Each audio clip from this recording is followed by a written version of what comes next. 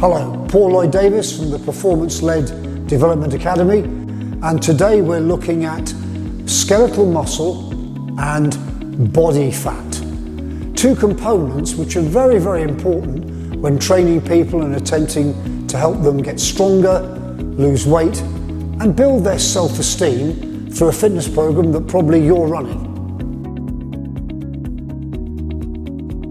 Well, the great thing about this is that it gives a measurement of fat on not only the total human being, but limb by limb. So in a way, it's doing measurements in different parts of the body, the trunk, the arms and the legs. Now, why that's so important is because it gives people a chance to see exactly how their lifestyle and how the activity, perhaps the program that you as a health professional have given them, is actually impacting in the real world.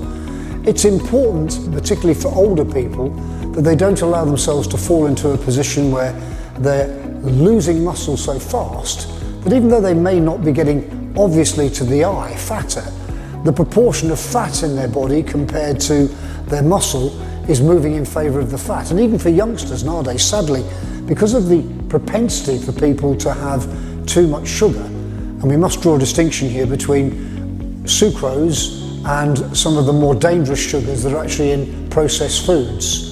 And the problem is that the body absorbs things in different ways.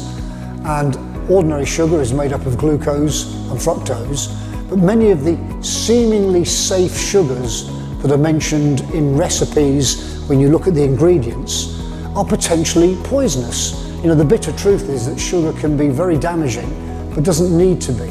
And one of the great things about having a segmental machine is you're getting an accurate measure of how someone's muscle strength is developing comparative to their fat, their body fat. When clients use this machine, you'll see that there's a chart that indicates the skeletal muscle in relation to the body weight and the fat. And if you effectively, whichever way around it's on the form, you effectively look at that, you can see that the higher the skeletal muscle, that will push out the middle of the curve, giving a D shape to the form which comes along with this particular machine. That's important because we want to have as high a proportion of muscle as we can, because that will mean that someone's basal metabolic rate is high. And I like to think here, you know, the analogy of two cars sitting at a traffic light. If you've got a very small car burning very little petrol, well, as a human being, it's all well and good being very effective and very efficient, but like many people who go on crash diets, the diet can actually mean that your body goes into famine mode. Using a scale like this where you can see the D shape and see how skeletal muscle is growing better enables you to program effectively for your client according to their age and stage. There are different papers, learned papers, and different coaches who have great experience. One that's mentioned quite often is if you lose 5 pounds of body weight, you may well lose 1 pound of lean muscle.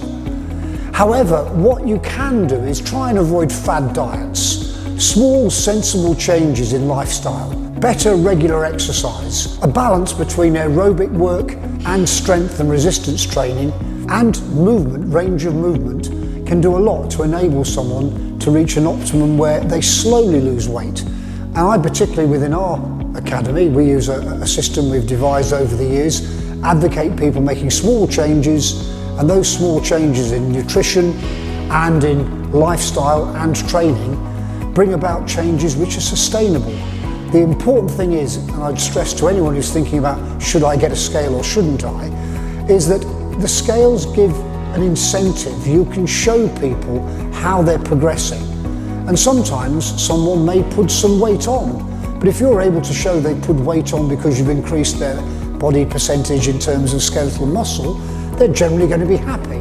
Whereas if you didn't have that information, you'd be facing a client or an individual where you have to accept that they've come to you for advice and help, and they're now heavier, and they came with the perception they'd be lighter.